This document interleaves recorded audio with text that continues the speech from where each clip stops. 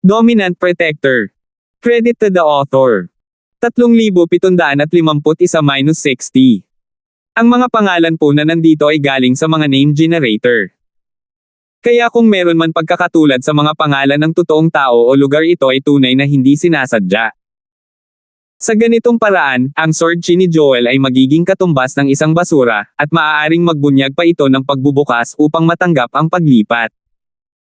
Kung tutuusin, kung gusto niyang paikliin ang susunod na putol ng sword chi, kakailanganin pa niya ng kaunting oras. Ito ay maaaring hindi isang malaking depekto sa normal na mga panahon, ngunit sa ganitong uri ng malapit na pag-atake kung saan ang mga kamay at paa ay konektado, ito ay talagang isang nakamamatay na kapintasan. Ngunit ngayong nakita na niya ang plano ni Terence, wala na ang lahat ng iyon. Nasa kanyang mga kamay ang inisyatiba, at si Terence ay isang piraso lamang ng karne sa kanyang chopping board, handang patayin anumang oras. Kahit na medyo matalino ka, sayang naman at nakilala mo ako. Nakatadhana kang mamatay ngayon. Ngumisi si Joel habang tinutumbok ang pag-atres ni Terence. Nauna niyang nakalkula ang direksyon ng pagtakas ni Terence at ang espadang chi sa kanyang mga daliri ay agad na bumuhos. Kung saan man ito dumaan, madudurog sina Jade at Jade. Walang makakapigil dito.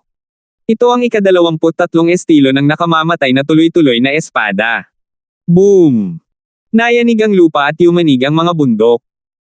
Ang makapangyarihang espada na si Chi ay parang bulok na kahoy, direktang hinahati sa kalahati ang kagubatan ng bundok sa harapan niya. Ang kapangyarihan nito ay napakapangit. Gayunpaman, sa sandaling ito, ang mukha ni Joel ay walang bahid ng pagmamalaki. Sa halip, namumula ito, at nagkaroon pa ng kaunting gulat.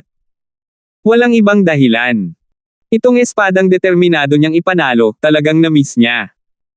Wala pang 3 metro ang layo niya kay Terence nang kumilos siya, at handa siya sa pag-atake ni Terence dahil alam niya kung ano ang pinaplano ni Terence. Walang pagkakataon na mawala siya. Pero ang totoo, nabigo talaga siya. Sinira ng makapangyarihang sword chi ang kalahati ng kagubatan, ngunit hindi man lang nito nahawakan ang mga damit ni Terence. Sa harap ng ganoong resulta, kahit si Joel, ang ganitong uri ng mapanlinlang na tao, ay hindi maiwasang magalit sa kahihiyan. Ang dahilan kung bakit siya nakaligtaan ay simple sinasadya ni Terence ang kanyang plano sa kaaway. Ayon sa sinabi niya kanina lang, Yingluo, I'm sorry. Nagsinungaling ako sa'yo. Mula sa simula hanggang sa wakas, ito ay isang scam, isang tipikal na psikolohikal na laro.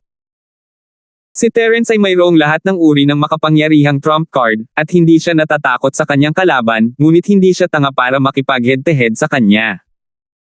Sa pagtatapos ng araw, siya ay isang dalubhasa lamang sa tuktok ng maagang yugto ng kaharian ng pagtatayo ng pundasyon. Siya ay isang antas na mas mababa kaysa sa kanyang kalaban. Kung lalabanan niya siya ng direkta, halatang mas malaki ang posibilidad na matalo siya. Gaano man kalakas o gaano kakumpiyansa ang mahinang tao, ito ang palaging magiging pinakamasamang diskarte para makipaglaban ng direkta sa kalaban. Ang pinakamahusay na diskarte ay palaging ang pag-atake sa puso ng kalaban at subukang akitin ang kalaban na magbunyag ng isang kapintasan. Pagkatapos, agad niyang ibubunyag ang kanyang makapangyarihang trump card at papatayin ang kalaban sa isang suntok. Bumalik sa karaniwang mundo, nagawang talunin ni Terence ang mga kalaban ng mas mataas na antas ng direkta, ngunit iyon ay mga tigre ng papel lamang. May level siya pero wala talagang lakas. Hindi ganoon ka-simple nang humarap siya sa isang malakas na kalaban tulad nito. Ilan sa mga disipulo ng 3 pavilion ng langit ang ranggo ay pangkaraniwan. Ito ay totoo lalo na para sa tumataas na Sky Pavilion, na isang malakas na pag-iral. Ang psikolohikal na laro ay isang pagbati lamang. Kasi simula pa lang ng labanan. Sa sandaling iyon, si Terence ay nagpapanggap lamang na gumagalaw. Kung ito ay isang taong may mabagal na reflexes tulad ni Tony, hindi niya makikita ang peking galaw ni Terence. Hindi siya makakapag-react sa oras, lalo pat matukoy ang intensyon ni Terence. Gayunpaman, ang reaksyon ni Joel ay masyadong mabilis at ang kanyang isip ay masyadong matalas. Naisip niya na alam na niya ang intensyon ni Terence sa simula pa lang kaya nahulog siya sa bitag ni Terence. Sa madaling salita, ang psikolohikal na larong ito ay talagang isang psikolohikal na bitag na itinakda ni Terence para sa matatalinong tao tulad ni Joel. Maaaring hindi ito gumana sa ibang mga ordinaryong tao, ngunit gumana ito sa matatalinong tao na may tiwala sa kanilang mga kakayahan. Matapos maunawaan ang puntong ito, biglang naging sobrang pangit ang mukha ni Joel. Sa sandaling ito, mayroon lamang isang distansya ng katawan sa pagitan niya at Terence. Dapat niyang aibuli ang mahihina, at ang distansyang ito ang pinakamagandang pagkakataon para patayin si Terence. Walang pagkakataong makatakas si Terence. Gayunpaman, dahil lang sa nahulog siya sa maingat na idinisenyong psikolohikal na bitag ni Terence, biglang nabaligtad ang sitwasyon. Ngayon ang may mataas na kamay ay ang mahina na si Terence. Matapos makaligtaan ang kanyang sure kill move, siya ay napagod at hindi na nakapagpatuloy. Si Joel ay isang mid-foundation stage master, ngunit sa isang maikling palitan, inihayag niya ang isang nakamamatay na kapintasan sa harap ng mahina na si Terence. Natural, hindi pakakawalan ni Terence ang ganoong na planong pagkakataon. Hinuyam niya ang kanyang kamao at sinuntok ang dibdib ni Joel habang nauubusan ng lakas ang huli. Ang nag-aapoy na layunin ng kamao ay lumabas at tumama sa dibdib ng lalaki ng walang pagtutol. Ang 23rd style ng Wildfire Feast. Sinubukan mo akong dayin, pero hanggang doon na lang. Matapos matanggap ang suntok na ito, kumilos si Joel na parang walang nangyari. Gayunpaman, bago niya natapos ang kanyang pangungusap, ang kanyang katawan ay nanginginig ng malakas. Ang mga damit sa bahagi ng dibdib ay agad na nasunog at naging abo, at maging ang balat at laman na nakalantad sa loob ay nasunog din. Ito ay isang nakakagulat na tanawin. Ang mas nakakagulat pa ay hindi naglaho ang nagninangas na kamao. Para itong apoy na nakakabit sa katawan ng kalaban na patuloy na sinusunog. Kahit na ginamit ni Joel ang kanyang makapangyarihang totoong chi para sugpuin ito at pigilan itong kumalat, ang bahaging tinamaan ay nasusunog pa rin. Ito ay isang bagong pagbabago na natutunan lamang ni Terence pagkatapos maabot ang 23 paninindigan. Sa mga nakaraang 22 galaw, ang Wildfire Feast ay palaging nasa landas ng matinding yang at lakas. Bagamat maaari nitong palakihin ang kabagsikan, walang puwang para sa pagbabago. Sa sandaling ang kabagsikan ay hindi epektibo, madali itong mahulog sa isang passive na posisyon sa mataas na antas ng mga paghaharap. Gayunpaman, bilang karagdagan sa nagninangas na layunin ng 23 anyo na ito na mabangis at nangingibabaw, mayroon ding patuloy na puwersa. At dahil sa puwersang ito, si Joel, na nasa harapan niya, ay nagkaroon ng karagdagang pagkasunog pagkatapos matamaan. Kaya lang, ang pagiging praktiko ni Feast ay nadagdagan ng husto. Kapag nakaharap sa isang mataas na antas ng kalaban, kahit na ang mapanirang kapangyarihan nito ay hindi maaaring magdulot ng nakamamatay na pinsala, ang epekto ng pagkasunog ay magiging kapaki-pakinabang pa rin. Ito ay dahil ang mga paso ay nangangahulugan ng matinding sakit, at sa ilalim ng matinding sakit, kahit na ang pinakamatalinong tao ay madalas na mawawala ang kanilang karaniwang katwiran. Siyempre, ang epekto ng paso ay maaari lamang magdulot ng matinding sakit.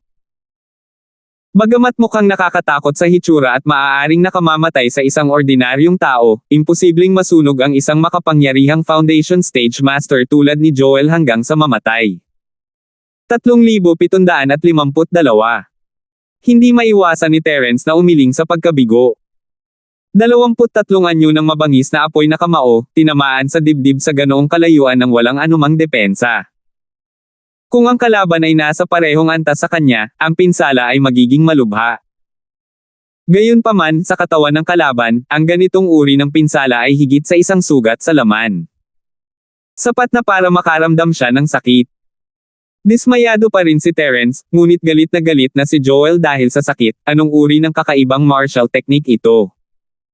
Bagamat ang kapangyarihan nito ay hindi ganoon kalaban sa langit, ang mga epekto ng pagkasunog ay tunay na nakakainis. Kahit na gumamit siya ng totoong chi, maaari lamang niyang sugpuin ito at hindi ito mapuksa sa maikling panahon. Napakahusay. Ginagawa mo ang lahat ng ito upang pukawin ako, di ba? Tapos sasabihin ko sa'yo ngayon, nagtagumpay ka na. Malamig na tinitigan ni Joel si Terence, na umatras kaagad pagkatapos maglabas ng suntok. He gritted his teeth, sa kasamaang palad, ito ay hindi magandang balita para sa iyo. Ayokong mag-alala tungkol sa Supreme Grade Foundation Breaking Pill na mayroon ka sa iyo. Puputukin kita.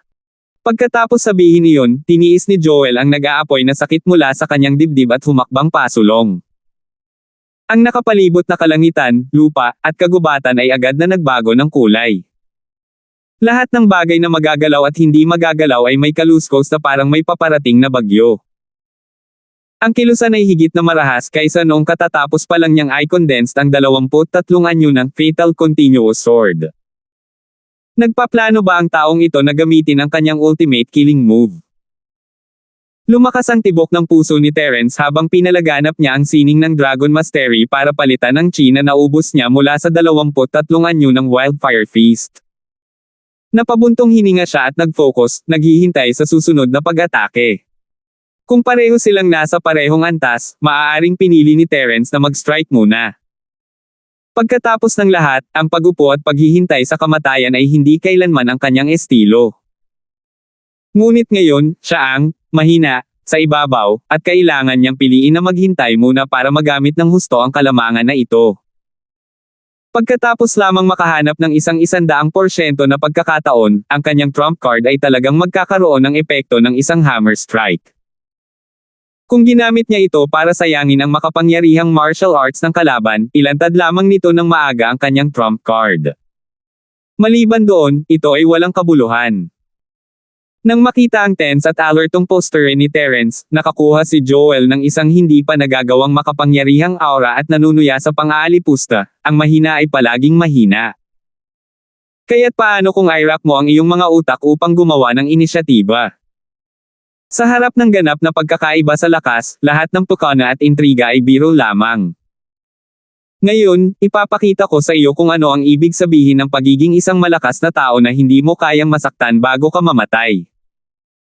Kung hindi dahil sa patuloy na pag-aapoy ng sakit, baka nakikipag-away pa rin siya kay Terence, ngunit wala siyang pasensya na gawin iyon ngayon. Sa pagtatapos ng araw, ang talagang nagpasya sa kahihinatnin ng isang labanan ay lakas pa rin. Sa sapat na lakas, kailangan lang niyang durugin ang kanyang kalaban hanggang mamatay, at hindi na kailangang mag-aksaya ng labis na pagsisikap.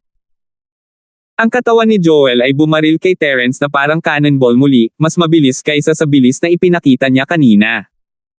Nasa harap niya si Terence sa isang kisap mata. Nabigla si Terence, tinago ng lalaking ito ang kanyang lakas. Kung ginamit niya ang 22 anyo ng naglalagablab na 8 trigrams palm sa halip na ang 23rd form ng Wildfire Feast, makikita ng lalaki na naubos niya ang lahat ng kanyang chi, at ang mga kahihinatnin ay hindi maisip. Sa bilis ng kanyang ipinapakita ngayon, may pagkakataon pa rin na naiwasan niya ang pag-atake kung gagamitin niya ang lahat ng kanyang lakas, sa kabila ng katotohanang hindi maliit ang bungad. Kung ginamit lang ni Terence ang tanging galaw niya na maaaring pumatay sa kanyang kalaban, kung gayon siya ay nasa malaking problema. Ito ay makikita na pagkatapos mahulog sa kanyang psikolohikal na bitag, ang taong ito ay hindi kasing takot na tila siya. Sa halip, maginhawa siyang nagtakda ng bitag para sa kanyang sarili. Kung naisip niya na ngayon lang niya nakuha ang nakamamatay na kapintasan at buong lakas niyang inatake, baka naging bangkay na siya sa lupa ngayon. Gaya ng inaasahan, siya ay isang mapanganib at tusong tao, puno ng mga pukana. Ang figure ni Joel ay kumislap sa harap ni Terence, at ang sword chi sa kanyang mga daliri ay tumaas ng mataas. Sa pagtingin sa kanyang poster, parang gusto niyang hatiin si Terence sa kalahati mula ulo hanggang paa. Sa katunayan, kung siya ay talagang bumaba at si Terence ay hindi umiwas sa oras, ito ay halos isang foregone conclusion. Ang sword chi na ito ay mas malakas pa kaysa dati. Kahit na ginamit ni Terence ang kanyang pinakamalakas na 22 estilo ng Wildfire na 8 trigrams palm, maaaring hindi niya ito kayang labanan. Sa kasamaang palad, bakit tatayo na lang si Terence at hahayaan siyang gawin ang anumang gusto niya?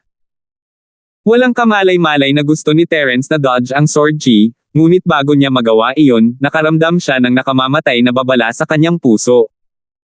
Kasabay nito, ang espasyo ng Jade ay patuloy na nagpapadala ng mga babala. Ang mga mata ni Joel ay puno ng pang-aalipusta habang pinagmamasdan niya ang sidestep ni Terence. Tulad ng inaasahan, ang lahat ng mga pukana at intriga ay walang silbi sa harap ng ganap na lakas. Walang pagkakataong makatakas si Terence kung gagamitin niya ang kanyang pinakamalakas na hakbang. Kung hindi siya dodge, mamamatay siya. Kung umiwas siya, mamamatay siya. Ito ang kanyang pinakamalakas na hakbang sa pagpatay, ang 24 na estilo ng sunod-sunod na espada na kumukuha ng buhay. Ito ay isang nakakatakot na pamamaraan na maaari lamang gawin ng mga nakarating na sa gitnang yugto ng kaharian ng pagtatayo ng pundasyon. Ang kalaban ay isang grassroots rogue cultivator lamang sa tuktok ng unang yugto ng foundation building realm. Paano niya ito naiwasan ng ganoon kadali? Ang espada ay tila nagbigay ng pagkakataon sa kalaban na maiwasan ito, ngunit sa katunayan, wala talagang pagkakataon. Ito ay dahil ang 24 na magkakasunod na anyo ng espada na nagbabanta sa buhay ay hindi lamang nagtatapos sa espadang ito. May mas malalang follow-up na espada na naghihintay sa kanya. Gaya ng inaasahan, tulad ng pag-iwas ni Terence sa kanan, napagtanto niya na may isa pang Joel sa kanyang kanan. Hindi niya alam kung kailan nangyari, ngunit mayroon ding isang malakas at matalas na espada na natipon ni Chi sa kanyang mga daliri. Ang Joel na ito ay matagal nang naghihintay dito. Hindi ito ang kanyang tunay na katawan. Isa lamang itong ilusyon na nilikha sa huling minuto dahil sa makapangyarihang martial technique, ang Lifesteal and Continuous Sword 24 forms. Gayunpaman, bagamat peke si Joel, ang Sword Chi ay totoong Sword Chi, at ang kapangyarihan nito ay eksaktong kapareho ng nasa dulo ng daliri ng kanyang tunay na katawan. Hanggat gusto niya, ang pangalawang follow-up na espada na si Chi at the Phantom ay maaaring lumitaw sa loob ng 2 zangnya anumang oras. Sa ganitong paraan, kahit paano umiwas ang kalaban, maiiwasan lang niya ang una, ngunit hindi ang pangalawa. Ito ang nangingibabaw na bahagi ng 24 na estilo ng nakamamatay na tuloy-tuloy na espada. Mamatay sa kapayapaan. Ngumiti si Joel sa natatakot na si Terence. Dahil umiwas si Terence, ang Sword Chi sa kanyang tunay na kamay ay nahati, ngunit ang nasa kamay ng Shadow ay tumama sa likod ni Terence. Paf! Ang makapangyarihang espada na si Chi ay tumusok sa katawan ni Terence, na naging sanhi ng pagtilamsik ng dugo kung saan-saan. 3,753. Gayunpaman, ang mapangasar na ngiti sa mukha ni Joel ay natigil habang nakatingin kay Terence na nakatayo pa rin sa kanyang harapan. Hindi siya makapaniwala, paano ito posible? Sa lakas ng 24 na estilo ng nakamamatay na tuloy-tuloy na espada, kahit na ang isang mid-stage na Foundation Master ay hindi makakatayo dito kahit na hindi siya naputol ng Sword Chi, lalo pa ang isang peak level na maagang Foundation Stage Master mula sa Terence District. Si Terence, sa kabilang banda, ay napuno ng dugo habang siya ay gumanti ng isang mahinang ngiti. I'm really sorry. I already expected your second Sword Chi. The reason why I let you hit me was just to trick you again. I'm just that humorous. I'm really sorry to disappoint you. Bago pa man niya matapos ang kanyang pangungusap, pinaandar na ni Terence ang kanyang nakaimbak na enerhiya at hinampas ang dibdib ng kanyang kalaban sa pinakamalakas na hakbang sa pagpatay gamit ang pagpapahusay ng kwintas ang ika-22 na estilo ng nagngangalit na apoy na 8 trigram palm. Sa sandaling ito, ginamit ni Joel ang 24 na anyo ng nakamamatay na tuloy-tuloy na espada at naubos ang maraming Chi. Siya ay nasa isang estado ng pagkahapo at ganap na walang pagtatanggol laban sa palad ni Terence. Ang isang mid-foundation stage practitioner ay pinalipad ng 100 talampakan ang layo sa pamamagitan ng palad ni Terence, ang kanyang dibdib ay bumagsak at ang dugo ay bumulwak sa kanyang bibig. Hindi man lang siya nakabawi at bumagsak sa lupa, patay o buhay. In front of absolute power, lahat ng scheme at intriga ay biro lang. Magandang kasabihan yan. I'll take it as an early compliment from you. Tumingin si Terence kay Joel mula sa malayo. Hindi niya alam kung patay o buhay si Joel. Huminga siya ng malalim at sinubukang ituwid ang kanyang katawan. Kinagat niya ang kanyang mga ngipin at tiningnan ang dagwang gulo sa ilalim ng kanyang kaliwang kilikili. Sa kabutihang palad, ang pinsala ay hindi gaano, ngunit hindi ito masyadong malubha. Hindi masyadong mahirap ang pagbawi. Ang pinsala ay nasa ilalim ng kanyang kaliwang kilikili dahil naisip ni Terence ang pag-atake at pinaghandaan ito. Sa orihinal, maaari niyang iwasan ang pangalawang strike at umatras, ngunit sa ganitong paraan, mawawalan siya ng pagkakataon na patayin ang kanyang kalaban. Hindi magiging madaling makahanap muli ng ganitong pagkakataon. Kaya naman, naisip niya kaagad ang planong ito, inayos niya ang kanyang katawan upang hayaan ang pangalawang espada na si Chi na tumusok sa kanyang kaliwang kilikili, na nagbibigay ng impresyon na siya ay napatay ng espadang Chi. Gayunpaman, sa katotohanan, ang pinsalang ito ay malayo sa sapat para patayin si Terence. Sa sandaling nagawa niyang linlangin ang mga mata ng kabilang partido, ang susunod na hakbang ay magiging simple. Tinamaan niya ang 22 estilo ng wildfire na 8 trigrams palm at tumahimik ang mundo. Sa pagiging maingat at katusuhan ni Joel, kahit anong pilit ni Terence, mahirap makahanap ng pagkakataon para patayin siya. Magre-react kaagad si Joel kung may nangyaring mali, at maaaring hindi siya mapatay ni Terence kahit na gumamit siya ng killer move. Gayunpaman, pagkatapos masunog ng mabangis na apoy na kamao, sumuko siya sa pag-iisip at piniling gamitin ang kanyang lakas para durugin si Terence. Ito ang ugat ng kanyang trahedya. Kapag ang tunay na lakas ng magkabilang panig ay halos pareho, isang psikolohikal na labanan ang magiging susi upang matukoy kung sino ang huling tatawa. Pagkatapos ng lahat, ang lakas ng lahat ay halos pareho, kaya ano ang maaaring gamitin upang durugin sila? Sa makatuwid, nang sumuko si Joel sa pag-iisip, napagpasyahan na ang mananalo sa labanang ito. Nagpakawala ng mahabang hininga si Terence at kinalma ang sarili bago naglakad patungo kay Joel. Kahit na ang labanan ngayon ay isang psikolohikal na tagumpay, hindi ito madali. Gaya nga ng kasabihan, ang kasamaan ay dapat alisin, at ang mga ugat ay dapat putulin. Ngayong umunlad na ang mga bagay hanggang sa puntong ito, natural na hindi niya hahayaang mabuhay ang kabilang partido. Kung ang kabilang partido ay patay na, kung gayon ito ay para sa pinakamahusay. Kung hindi sila patay, dapat niyang samantalahin ang mabibigat na pinsala ng kabilang partido at hindi siya makagalaw para tapusin siya. Kung hindi, kapag nakahanap na siya ng pagkakataong makatakas, magkakaroon ng walang katapusang gulo. Habang unti-unti siyang lumalapit, binibigyang pansin niya ang bawat galaw ng katawan ng kabilang partido. Gayunpaman, nang si Terence ay wala pang 6 na metro ang layo, si Joel ay nakahiga pa rin sa lupa, nakaharap sa dilaw na lupa nang walang anumang paggalaw. Walang tunog ng isang buhay na tao, na nagbibigay sa mga tao ng pakiramdam na siya ay ganap na patay. Hindi ito normal. Ang puso ni Terence ay naging alerto. Kung ito ay isang peak early foundation stage master, ang kanyang 22 forms ng nagngangalit na apoy na 8 trigram palm ay magagawang patayin siya sa isang hit, ngunit laban kay Joel, isang mid foundation stage master, ito ay medyo mahirap.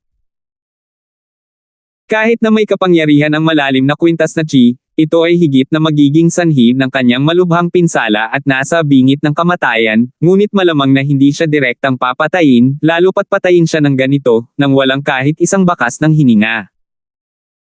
Sa katusuhan na ipinakita ng lalaking ito noon, hindi imposibleng maglaro siya ng patay at maghintay ng pagkakataong maka-counterattack matapos niyang manhid ang sarili.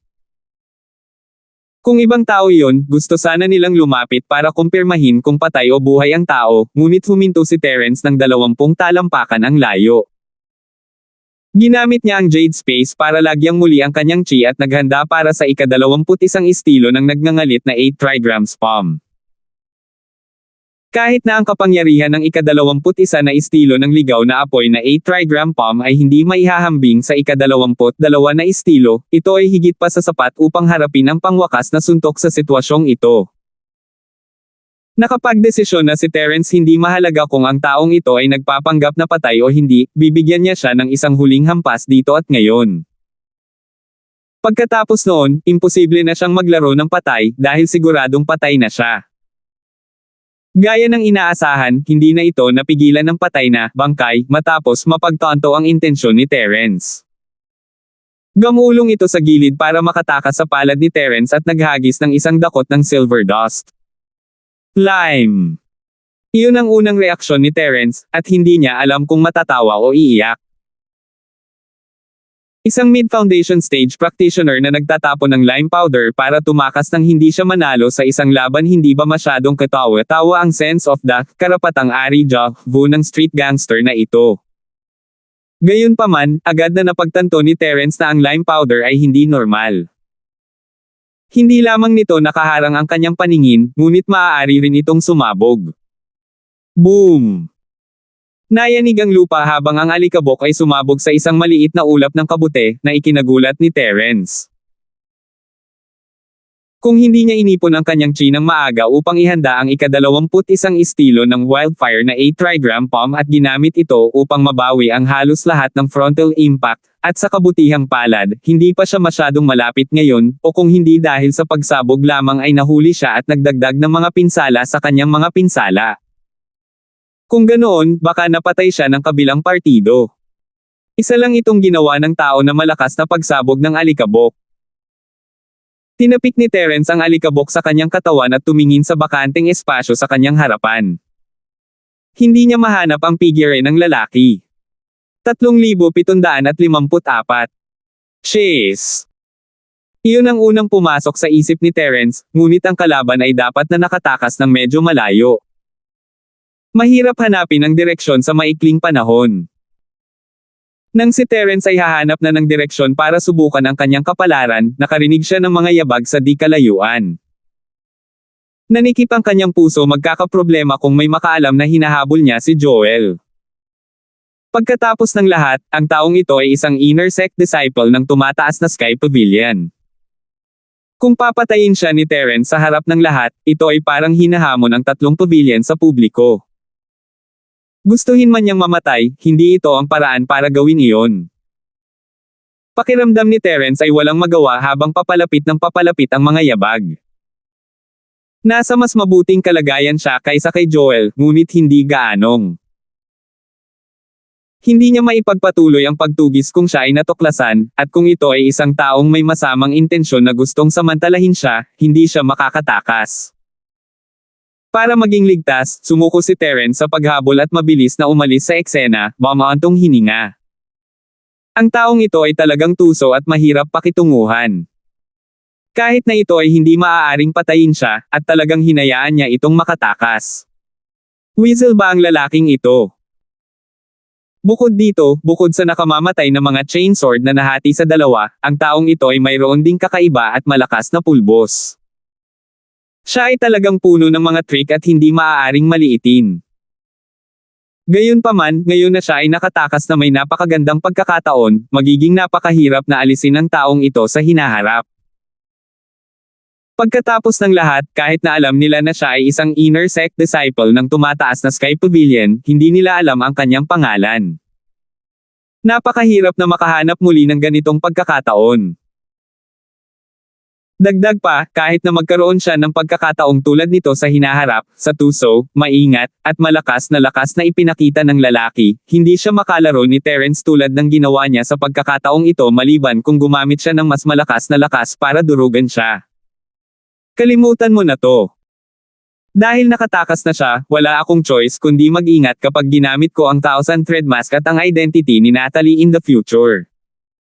Walang magawang umiling si Terence. Maswerte siya na nakasuot siya ng maskarang Chenzi ngayon para itago ang kanyang pagkakakilanlan. Kung hindi, kung gumawa siya ng isang kaaway mula sa kabilang partido gamit ang kanyang tunay na pagkakakilanlan, hindi siya mabubuhay ng payapa sa hinaharap. Mayroon na siyang grupo ng sinumpaang mga kaaway tulad ni Linden at Gavin.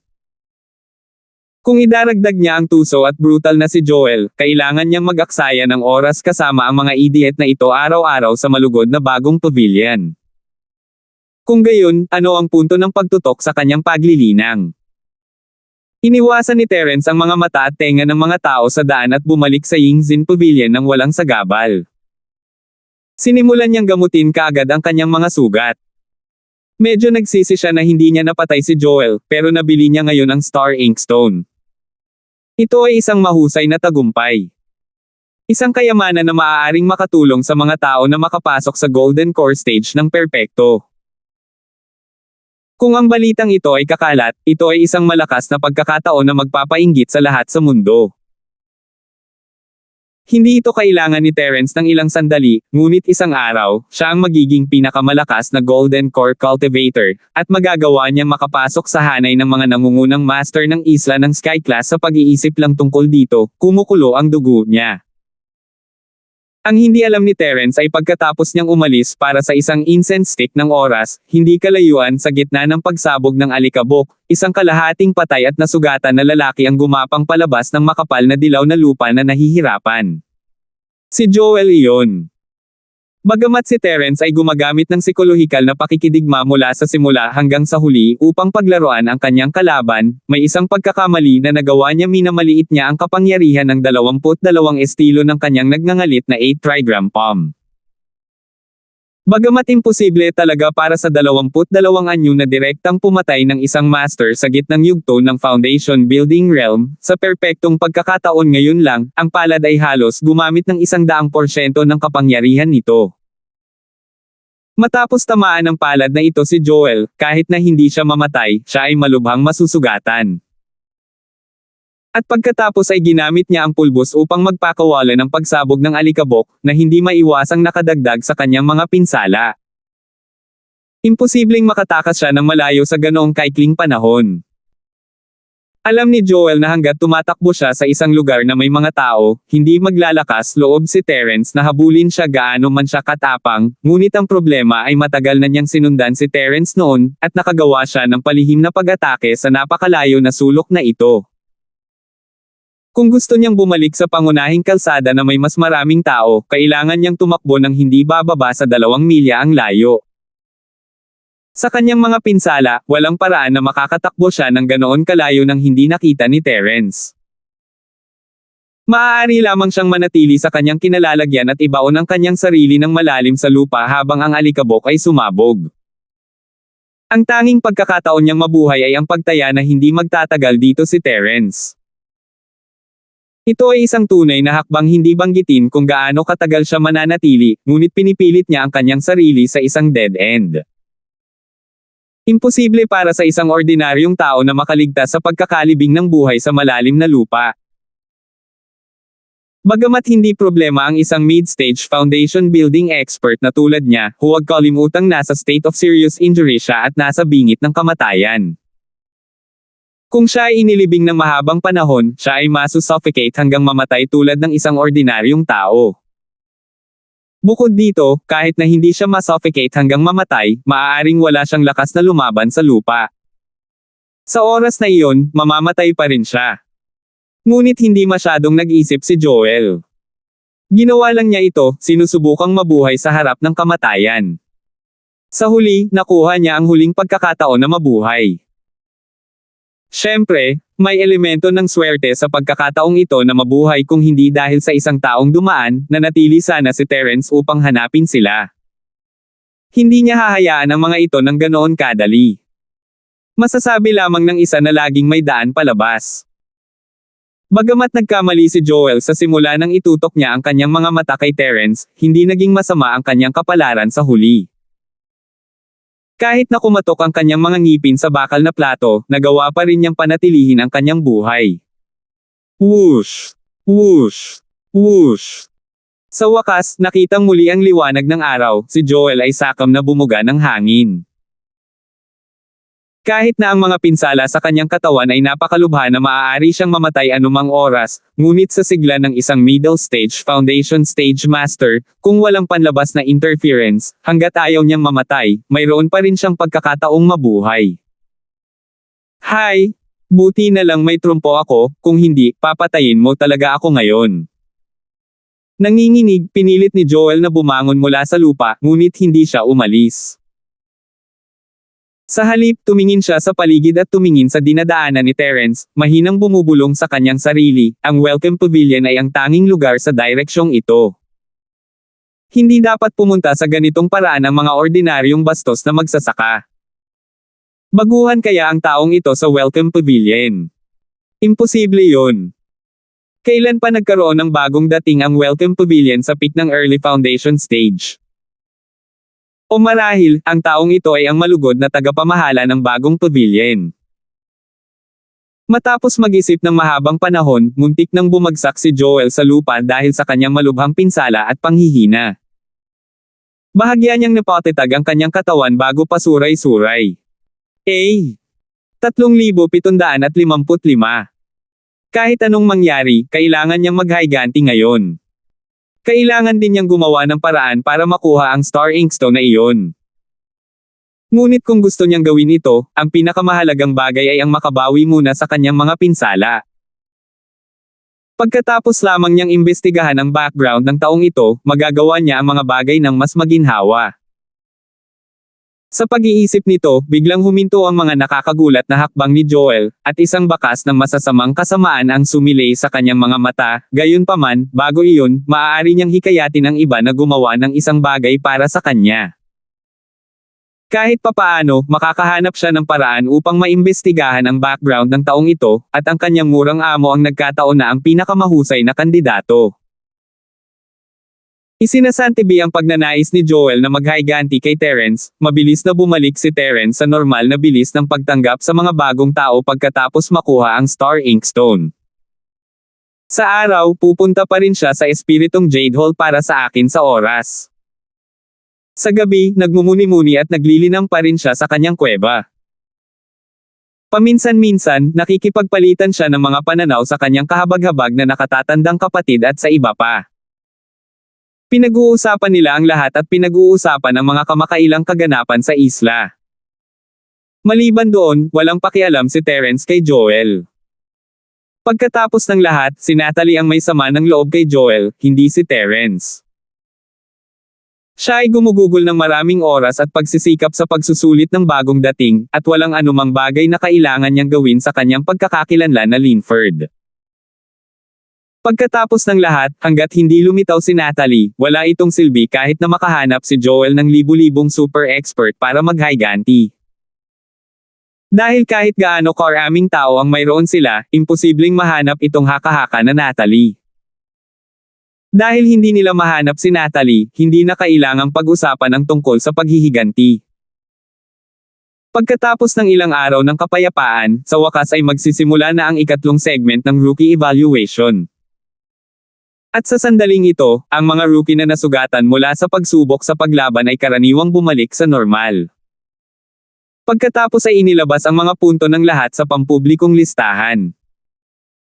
Sa panig ng Green Cloud Pavilion, ang pagganap ni Terence sa pag-score ng buong puntos ng 2 beses sa isang hilera, kasama ang kanyang kabuoang puntos na 105 sa unang 2 round, ay isang solidong pangunguna na walang sinuman ang makakayanan.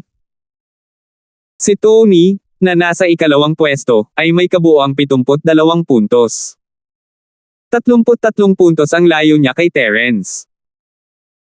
Masasabi ng sinumang may mga mata na hanggat gumanap si Terence gaya ng nakasanayan sa mga sumusunod na pagsusulit ng hindi gumagawa ng anumang nakamamatay na pagkakamali, kahit na hindi siya makakuha ng buong marka tulad ng unang 2, magagawa niya mag-lock sa numero 1 pwesto ng Green Cloud Pavilion. Pagkatapos ni Tony, nasa ikatlong pwesto si Randolph na may 43 puntos, si Hernan ay nasa ika-4 na pwesto na may 42 puntos, at si Chengmin ay nasa ika-5 pwesto na may 41 puntos.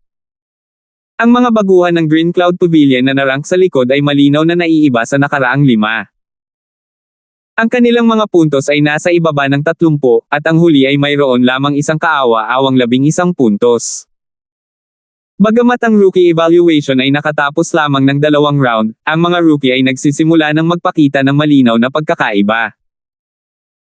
Kahit na sa mga huling yugto ng pagtatasa, ang ilan sa mga bagong dating ay mahusay o masama sa mga item sa pagtatasa na ito, at ang kanilang mga ranggo ay hindi maiiwasang mag-iba-iba, ngunit sa kabuuan, halos imposible para sa mga bagong dating na nasa likuran na magdulot ng banta sa mga taong nasa harapan.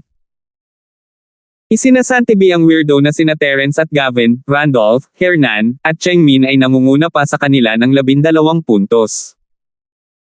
Ang isang 12 puntong pagkakaiba ay tila hindi masyadong malaki ng pagkakaiba, ngunit ang mga taong ito ay hindi katulad ni Terence, na madaling makakuha ng buong puntos sa antas ng Diyos.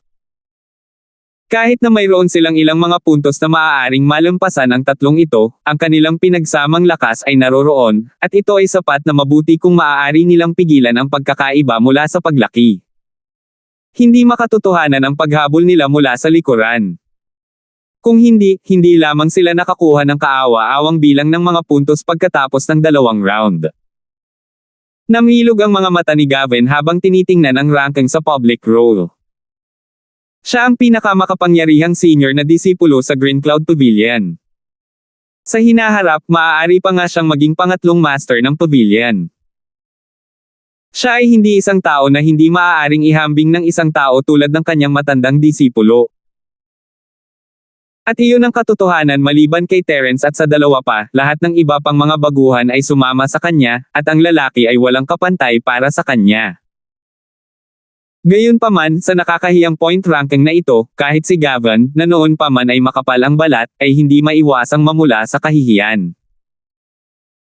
Mayroon siyang kabuoang 12 mga baguhan sa Green Cloud Pavilion sa ilalim niya, at kabilang sa nangungunang 5 ng grupo, 2 posisyon lang ang kanyang inokupahan. Ang isa ay ang pangalawang posisyon ni Tony, at ang isa ay ang ika-5 posisyon ni Chengmin.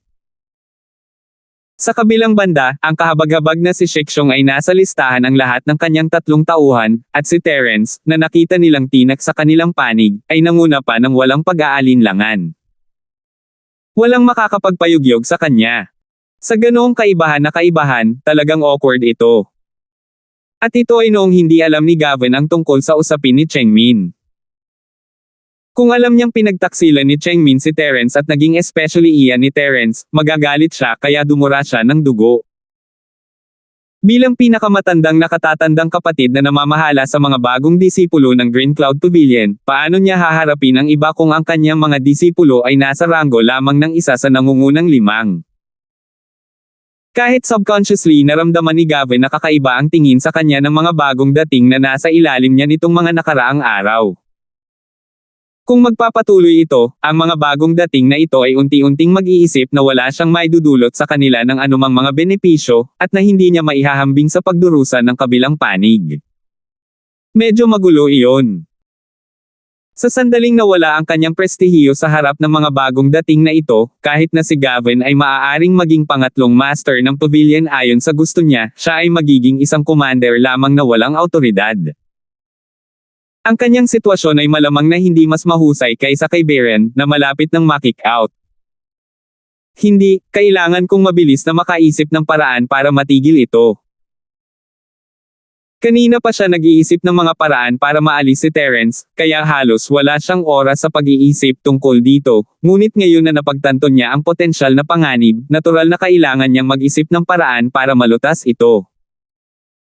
Ang kanilang mga plano na patayin si Terence ay 2 beses na nabigo, lalo na sa pagsubok ng paglaban. Pinilit nila ang kanilang mga utak upang makabuo ng isang perpekto at nakamamatay na bitag, ngunit si Terence ay nakatakas ng hindi nasaktan. Bago nila nalaman kung sino si Terence, ni Linden o Gavin ay walang intensyon na hawakan si Terence. Gayunpaman, dahil lang sa hindi niya hinawakan si Terence ay hindi niya ibig sabihin na hindi niya hahawakan ang mga alipin ni Terence. 3,756. Kahit na hindi niya sinasadyang patayin ang mga ito, kailangan niyang gumawa ng diskarte para sugpuin ang kanilang mga puntos sa mga susunod na round ng pagtatasa. Pagkatapos ng lahat, ang kanilang kasalukuyang ranggo ng mga puntos ay masyadong maliwanag. Kinurot ni Gavin ang kanyang baba at ikinulong ang kanyang mga labi habang nakatingin sa grupo ni Terence sa di kalayuan. Hahayaan kitang maging proud sandali. Wala akong panahong makipagdeal sa'yo noon, kaya hinayaan kitang samantalahin ang butas. Sa susunod iiyak ka. Isinasantibi ang nakakagulong Terence, kung si Randolph lang at si Hernan, ang 2 baguhan na ito, hindi sana sila seseryosohin ni Gavin. Sa kanyang mga mata, ang pakikitungo sa 2 taong ito ay isang piraso ng cake. Ayon sa karaniwang pagsasanay, pagkatapos na magtipon ang lahat ng mga bagong dating ng 3 pavilion, lalabas ang pavilion master na si Yun Feng at iaanunsyo ang mga patakaran ng susunod na segment ng pagtatasa. Tulad ng unang bahagi ng pagtatasa ng pagsugpo-paglaban, ang lokasyon ng ikatlong bahagi ng pagtatasa ay hindi rin sa malugod na bagong pavilion kundi sa Peel Hall. Gayunpaman, upang maging tumpak, ang ikatlong round ay hindi ang pagtatasa ng Peel Hall. Ang Pavilion Lord Yun Feng na pinangungunahan ang lahat ng mga bagong dating sa Peel Hall ay isang formalidad lamang. Nais niyang ang lahat ay pumili ng ilang mga buto ng damong espiritu mula sa kanila at ibalik ang mga ito upang linangin ang mga ito. Tulad ng alam ng lahat, sino mang magsasaka sa mundo ng paglilinang ay kailangang harapin ang lahat ng uri ng mga tabletang panggamot. Ang pagkakaiba lang ay kung gaano karaming mga table tasks ang mayroon sila. Ang ilang mga tao ay may malakas na background at mahusay na mga kondisyon, maaari silang kumain ng lahat ng uri ng mga table tasks para mabuhay, ngunit ang ilan ay walang mga kondisyon at maaari lamang mag-ipon ng mga mapagkukunan upang magamit nila ang isang tableta upang matulungan silang makalusot sa pinakakritikal na oras. Mayroong kahit na mga tao tulad ni Terence na mga alchemist mismo, gumagawa ng lahat ng uri ng mga table tasks mismo. Sa madaling salita, kahit anong uri ng tao sila, kakailanganin nila ang tulong ng lahat ng uri ng elixir sa kanilang mahabang buhay sa paglilinang. Kung hindi, sa mundo ngayon kung saan ang espiritual na enerhiya ay humihina sa araw, ito ay hindi makatutuhanang umasa sa kanilang sariling mga pagsisikap na makalusot. Kahit na sila ay magtagumpay, ito ay magiging isang napakaliit na bilang ng mga tao na may napakataas na talento. Ang iba pang 99% ng mga tao ay hindi magagawa nang wala ang lahat ng uri ng elixir. Ngunit upang makagawa ng isang tableta, maliban sa pangangailangan para sa isang profesional na master ng tableta, ang pinakamahalagang bagay ay ang bihira at karaniwang mga sangkap. Kung wala ang lahat ng sangkap, kahit ang isang tabletang Diyos na tulad ni Lijo ay walang magagawa kung walang kanin. Gayunpaman, ang anumang espiritual na gamot ay isang kayamanan ng langit at lupa. Kahit na ang pinakakaraniwan at mababang uri ng espiritual na gamot ay inihambing lamang sa iba pang espiritual na gamot. Kung ikukumpara sa ibang mga halaman, ito ay isang napakabihirang at mahalagang bagay pa rin. Imposibleng kolektahin ito sa maraming dami, pabayaan ang iba pang mga pambihirang kalakal tulad ng nakakalamon sa puso na katanji tanging damo.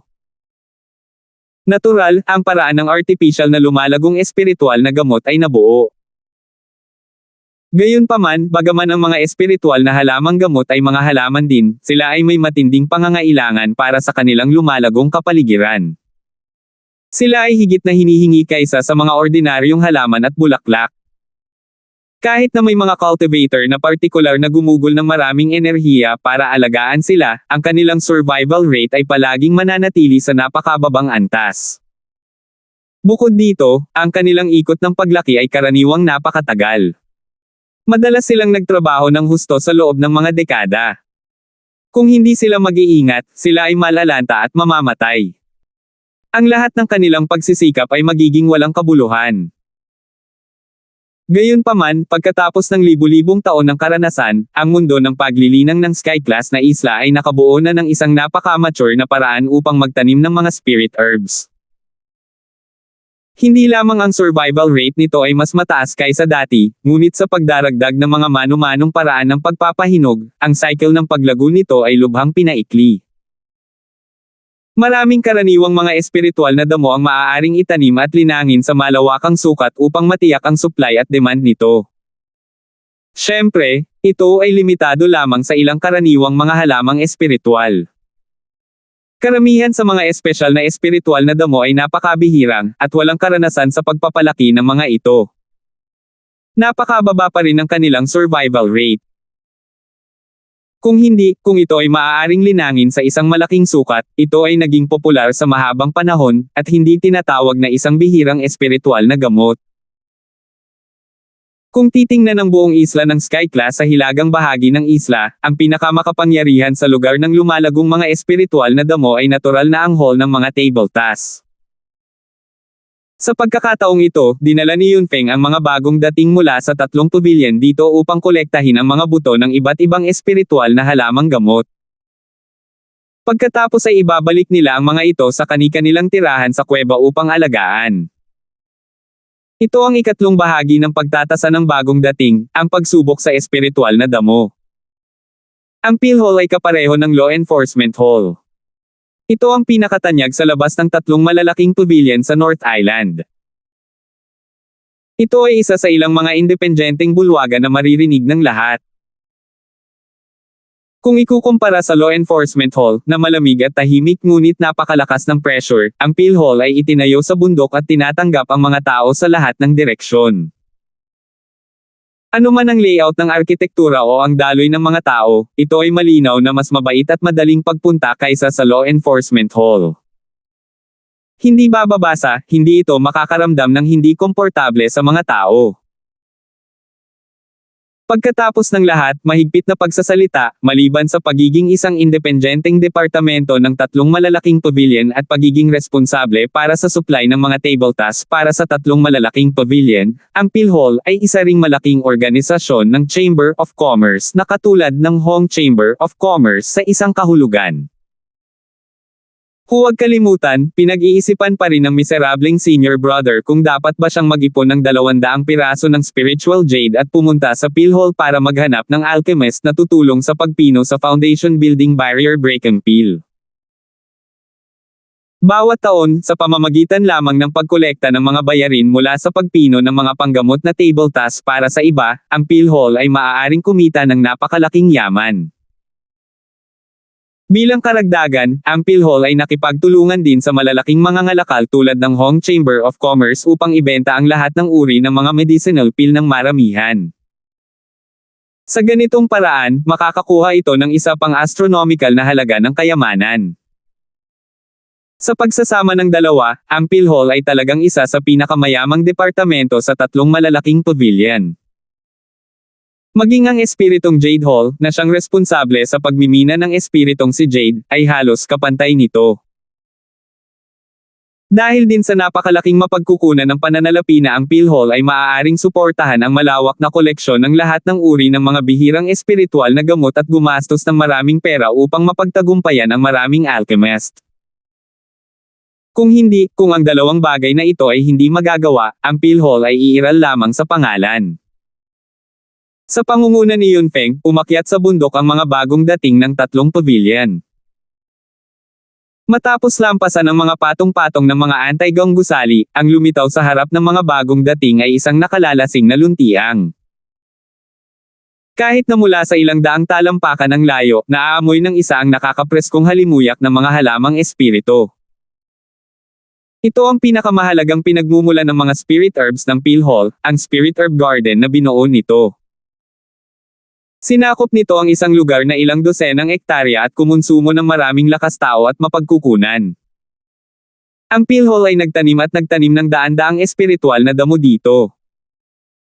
Upang matiyak ang sapat na supply ng espiritual na enerhiya, ang mataas na kalidad na espiritual na mga jade na puno ng espiritual na enerhiya ay makikita sa lahat ng dako sa lupa.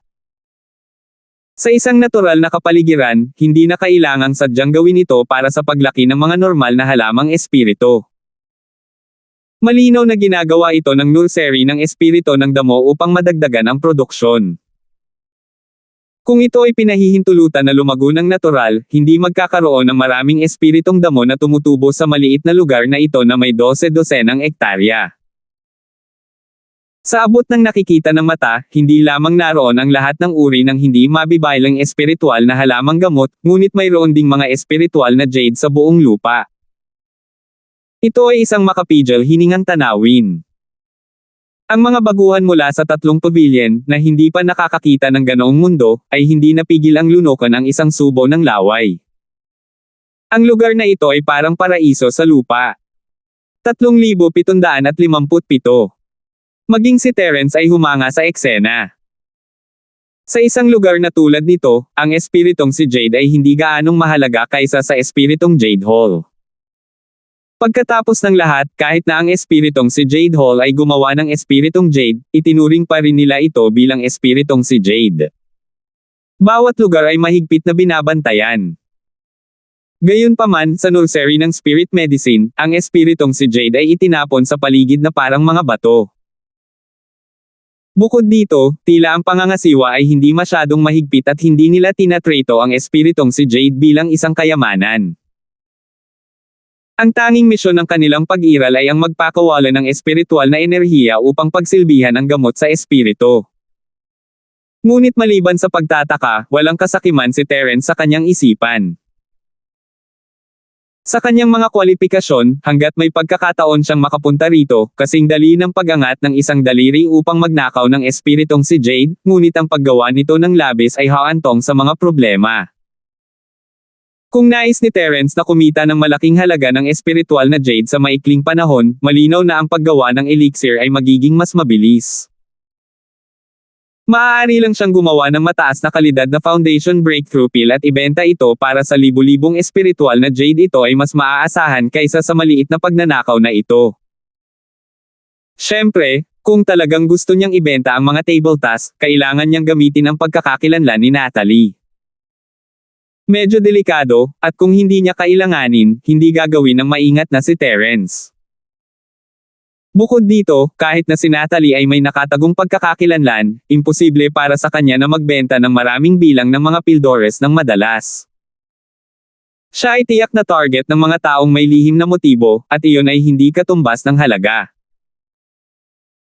Ang kailangang gawin ngayon ni Terence ay ang mag-level up at magsanay ng paulit-ulit, para makarating siya sa gitnang isla sa lalong madaling panahon at makita si Zhang Liju. Pagkaraan ng ilang sandali, dumating sa wakas ang punong kaitiwala ng nursery ng spirit medicine. Siya ay isang nasa katanghaliang gulang na lalaki na may napakalambot at banayad na mga linya. Kaakibat ng kanyang mga kilos, mas kitang-kita ang malambot na katangiang ito. Sa mga salita ng secular na mundo, ang ganitong uri ng magiliw na tao ay talagang isang kapatid na babae. Ang ikinagulat ni Terence ay ang katotohanan na hindi niya nakita si Linden. Ang young master ay palaging naroon upang patayin siya sa unang dalawang segment. Mukhang ito nga ang sinabi ng impormasyon ni Chengmin. Sina Linden at Gavin ay pansamantalang sumuko sa ideya ng direktang pagbabalak laban sa kanya. Sa halip, sila ay umatras upang umaban. Pinaplano nilang alamin muna ang kanyang lakas bago siya patayin. Matapos makipagpalitan ng ilang kasiyahan kay Yunfeng, agad na inutusan ng senior manager ng nursery ng spirit medicine na may magdala ng isang kahon. Gamit ang isang boses na napakaamo na nakakapagpapanindig ng balahibo ng isang tao, sinimulan niyang ipaliwanag ang mga partikular na tuntunin ng pagtatasa na ito sa mga baguhan. Gayunpaman, kahit na ang boses ng sisi ay nagpamanhid ng mga anit ng mga tao, mayroon itong isang kalamangan. Ito ay napakadetalyado at sa punto. Hindi bababa sa maaari nitong hayaan ang mga baguhan na maunawaan ito ng lubusan at hindi malabo. Mga kasabong, mayroong 40 na uri ng pangkaraniwan o hindi pangkaraniwan na mga buto ng elixir sa kahon na ito. Naku, pasensya na, nasa cultivation room pa ang mga binhi. Ito lang ang mga label na mapipili mo. Ayon sa mga alituntunin ng pagtatasa ng bagong dating, ang bawat isa sa inyo ay random na kukuha ng hindi bababa sa 10 mga espiritual na buto ng halamang gamot mula rito, isa para sa bawat isa. Kung payag kayo, maaari pa ninyong kunin ang lahat ng 40 sa kanila. Kasabay nito, bibigyan ko ang bawat isa sa inyo ng isang sisidlan ng pagtatanim ng binhi upang maibalik ninyo upang linangin. Ang paglilinang ng mga buto ng spirit herb, bilang karagdagan sa kapaligiran na tugma sa kanilang mga gawi, mayroong 2 pangunahing punto upang matukoy kung sila ay matagumpay na mapapalaki. Ang una ay upang matiyak na mayroong sapat na espiritual na enerhiya, na siyang pinakapangunahing pangangailangan para mabuhay sila. Ang pangalawa ay ang pagpasok ng totoong chi araw-araw upang mapabilis ang kanilang pagkahinog. Kahit na magtiis ka ng ilang taon, maaaring hindi mo makita ang mga ito na nag-ugat at sumibol. Sa pangkalahatan, kung magiging maayos ang lahat, maaari silang sumibol at mabuhay sa loob ng 15 hanggang 20 araw. Kung paano ipasok ang tunay na chi sa mga buto ng halamang gamot ng espirito, hahanapin ko ang nakatatandang kapatid na namamahala nito sa nursery ng halamang gamot ng espirito upang ipakita at ipaliwanag sa iyo mamaya. Ang isang Sky Class practitioner ay iba sa Sky Class. Maaari nilang ilabas ang kanilang chi sa labas ng kanilang katawan, at iyon ang dahilan kung bakit nailalabas ni Terence si chi mula sa kanyang iba pang mga acupuncture point. Kayang-kaya niya ito, at gayon din ang iba. Ito ay nakasalalay lamang sa kung handa o hindi ang lahat na gawin ito. Maaaring makarecover si Terence sa isang iglap, ngunit para sa iba, aabutin ng ilang araw para makarecover kung maubusan nila ang kanilang enerhiya, at maaaring bumaba pa sila ng isang level kapag nagamit nila ito ng sobra. Sa makatuwid, nang marinig nila na kailangan nilang ibuhos ang totoong lakas, karamihan sa mga bagong dating ay nakaramdam ng sakit sa kanilang puso. May isang bagay na dapat mong tandaan. Kapag ginamit mo ang totoong enerhiya upang mapabilis ang pagkahinog ng espiritong binhi ng herb hanggang sa ito ay magugat, sumibol, at ganap na mabuhay, dapat mong tiyakin na mayroong sapat na supply ng tunay na enerhiya araw-araw sa panahong ito. Kung hindi, dahil sa artificial na pagbabago sa mekanismo ng paglago, ito ay malalanta at mamamatay ng napakabilis, tulad ng kakulangan ng espiritual na enerhiya. Siyempre, hindi mataas ang survival rate ng spirit herb seeds. Normal lang na malalanta at mamatay ang mga ito. Sa katunayan, kahit ang mga disipulo ng PhilHeal ay hindi magagarantiya na mapapanatiling buhay nila ang mga ito ng 100%. Para sa mga bagong taong tulad mo, ito ay isang magandang resulta kung matagumpay mong malinang ang 5 zoo spirit herb seedlings mula sa 10 spirit herb seedlings. Ang iyong mga puntos para sa pagtatasa na ito ay kakalkulahin ayon sa bilang ng mga buto ng damong espiritu na matagumpay mong naitanim. Sa loob ng 3 buwang yugto ng pagtatasa, hanggat matagumpay mong nalilinang ang isang paanla ng espiritual na gamot, maaari kang makakuha ng 3 puntos. Kung nabigo ka, walang mga puntos na ibabawas. Gayunpaman, huwag isipin na maaari kang pumili ng maraming binhi ng espiritual na gamot hanggat maaari dahil lang sa ganito ka. Dahil bago iyon, sa bawat espiritong herb seed na makokolekta mo, 1 punto ang unang ibabawas. Sa madaling salita, kung aalisin mo ang lahat ng 40 spiritual herb seeds ngayon, kailangan mo munang magbawas ng 40 points. Kung hindi ka makakapagtanim ng higit sa 14 na spiritual herb seedling sa susunod na 3 buwan, hindi ka lang makakakuha ng anumang puntos sa assessment na ito, ngunit kailangan mo ring ibawas ang mga puntos na pinaghirapan mong kumita sa nakaraang 2 segment. Gayunpaman, kung may kakayahan kang linangin ang lahat ng 40 spiritual medicine seedlings, makakakuha ka ng 120 points ng direkta. Kahit na ibawas mo ang 40 points mula sa dati, makakakuha ka pa rin ng net profit na 80 points. Hindi ba't napaka-tempting? Sayang na imposible. Kahit na ang pinakamagaling na spirit herb botanist sa aming spirit herb nursery ay hindi kayang palakihin ang lahat ng 40 spirit herb seeds sa loob ng 3 buwan. Kaya ipinapayo ko sa iyo na maging mas makatotohanan at gawin ang iyong makakaya. Kung hindi, ang iyong mga puntos ay ibabawas. Hindi ito katumbas ng halaga. Ngayon, maaari na tayong magsimulang gumuhit ng mga palabunutan upang piliin ang ating mga binhi. Lahat ng mga bagong dating, gawin ang iyong makakaya. Pagkatapos magsalita ng CC Great Manager, agad na sinenyasan ni Yun Peng ang mga senior manager ng 3 magagandang pavilion para ayusin ang mga bagong dating na pumila at gumuhit ng lot. Magsisimula sila sa pataas na Sky Pavilion, at susundin ng Green Cloud Pavilion ang karaniwang pagsasanay. 3,758. Dahil ang mga rookie ay naabisuhan na noon pa man na ang 2nd round ng pagtatasa ng Spirit Herb Trial ay tatagal ng 3 buwan, ang ika-4 na round ay magsisimula pagkalipas ng 3 araw. Ang 2 round ng pagtatasa ay isasagawa ng sabay-sabay, at malaki ang posibilidad na sila ay maubos. Kung pipiliin nila ng napakarami sa oras na ito, kung gayon dahil hindi nila magagarantiyahan ang pang-araw-araw na supply ng tunay na enerhiya, malamang na ang trahedya ng pagbabawas ng kanilang mga puntos, tulad ng binanggit ng kapatid na ito, ay mangyayari. Bilang resulta, maging ang mga kumpiyansa ng mga baguhan ay lubhang maingat. Pumitas lamang sila ng 10 o higit pang mga buto, at ang pinakamarami ay hindi lalampas sa 20. Maging si Harry, na pinakasikat na alchemist, ay pumili lamang ng 20 sa kabila ng kanyang natural na kalamangan. Pagkatapos ng tumataas na pavilion, ang mga malalim na sekreto ng pavilion na mas may karanasan at masinop na matatandang lalaki ay natural na hindi gagawa ng anumang hindi pangkaraniwang mga hanggal na pagpipilian. Karaniwan silang nasa pagitan ng 10 hanggang 20. Para naman sa mga bagong alagad ng Green Cloud Pavilion, sila ang pinakamahina at may hindi gaanong kumpiyansa. Kaya, sa pangkalahatan ay pinili lamang nila ang pinakamababang 10 buto. Kung hindi dahil sa mga paghihigpit ng mga panuntunan, magkakaroon sila ng mas kaunting mga pagpipilian.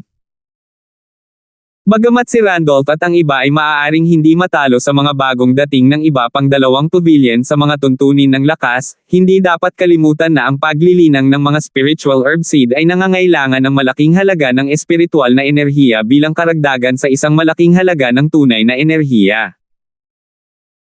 Kung ang espiritual na enerhiya sa tirahan ng kuweba ay hindi sapat, ito ay walang silbi kahit gaano pa kalakas ang tunay na enerhiya. Ang mga espiritual na buto ng damo ay malalanta at mamamatay pa rin. Tungkol naman sa kuweba ni Randolph No. 2 sa paanan ng bundok, kahit na ito ay itinuturing na maganda sa mga baguhan ng Green Cloud Pavilion, hindi ito may kukumpara sa mga kuweba ng mga baguhan ng iba pang dalawang malalaking pavilion. Ang pinakamahina ay may mas mataas na konsentrasyon ng espiritual na chi kaysa sa kanyang kuweba numero 2 sa paanan ng bundok. Sa ilalim ng gayong mga kalagayan, ang pagpili lamang ng 10 buto ay malinaw na isang matalinong hakbang. Dahil, sa mahihirap na kalagayan ng mga bagong disipulong ito, napakaposible na hindi man lang nila mapalago ang 10 binhing ito. Kung pipiliin nila ng napakarami, hindi ba't naghuhukay sila ng sarili nilang libingan? Imbes na mangarap ng gising at magpantasya kung gaano karaming puntos ang makukuha niya sa segment na ito, minabuti pang isipin kung paano hindi mababawasan. Ito ay mas makatotohanan at matalino.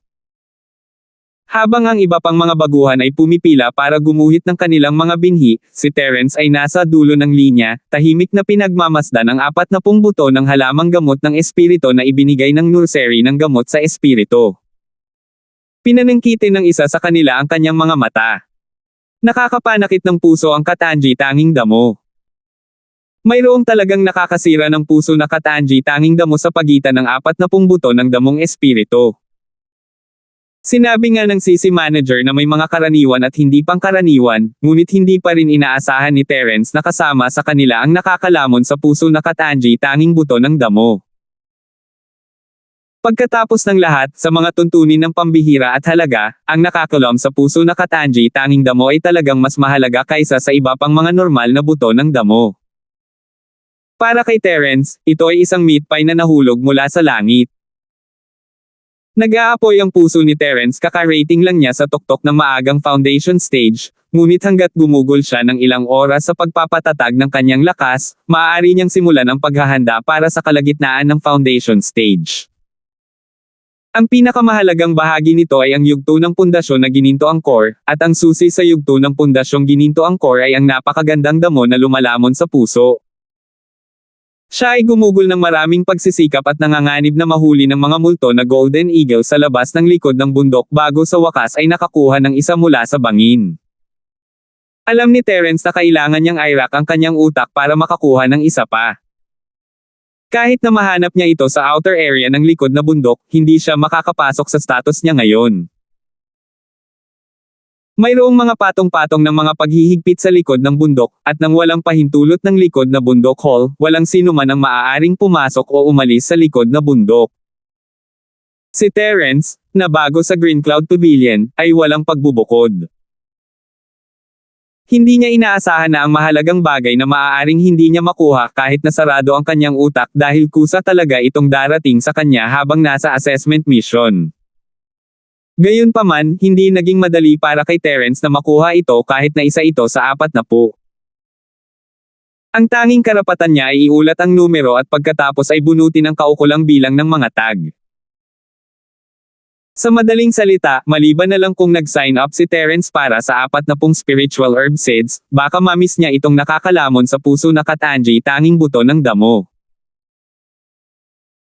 Gayunpaman, sa isang sitwasyon kung saan ang lahat ng iba pang mga rookie ay nagulat lamang ng 20 mga buto sa pinakamaraming, kung siya ay mag-anunsyo ng 40 na mga buto ng sabay-sabay, malinaw na siya ay pinaghihinalaan maliban kung siya ay kinikilala ng publiko na tulala. Si Terence, sa kabilang banda, ay palaging isang maverick, ngunit mula sa kanyang mga aksyon, lalo na pagkatapos makakuha ng 2 perpektong marka sa antas ng Diyos, hindi siya tulad ng isang tulala sa mata ng karamihan. Nakasimangot si Terence habang pinapanood ang mga baguhan na gumuhit ng kanilang mga lot. Halos turn na niya, at sumakit ang ulo niya. Talagang ayaw niyang magkaroon ng pagkakataong ito na ipinadala ng langit upang makuha ang buto ng pusong lumalamon sa napakagandang damo. At the same time, hindi niya ito mapalampas. Pagkatapos ng lahat, kung napalampas niya ito, magiging lubhang mahirap na makuha ang pusong lumalamon ng napakagandang damo sa hinaharap. Kahit na pinag-isipan niya ang kanyang utak na pumuslit sa likod ng bundok, maaaring hindi niya matagumpay na mahanap ang pusong lumalamon ng napakagandang damo. Kung talagang hindi ito gagana, mabigla lang niya ang mundo at piliin ang lahat ng 40 binhi ng espiritual na gamot. Kinagat ni Terence ang kanyang mga ngipin. Ang katangi-tanging damo na nakakasira sa puso ay ang susi sa paggawa ng isang foundation level na gininto ang elixir, at direktang naapektuhan ng elixir ang antas ng kanyang lakas, na nagpapahintulot sa kanya na harapin ang lahat ng uri ng hindi inaasahang panganib sa hinaharap. Kung ikukumpara, kahit pinaghihinalaan siya ng mga tao, maibibigay lang niya ang lahat. Sa oras na iyon, maaari na lang niyang gamitin ang kanyang pagkakakilanlan bilang isang alchemist para basta-basta itong alisin. Kahit na ang mga taong ito ay kainahinala, hindi nila ito dapat may ugnay sa foundation stage na golden core ng ilang sandali. Ang panganib ay hindi masyadong malaki, ito ay mas mahusay kaysa sa pagkawala ng buto ng puso devouring katangi-tanging damo. Matapos mapili ng lahat ang kanilang mga lote, si Terence ang huli. Terence Jr. Brother, sabihin mo sa akin, ilang buto ang gusto mo? Si Gavin, na responsable sa pagpapanatili ng kaayusan sa Green Cloud Pavilion, ay napatingin kay Terence.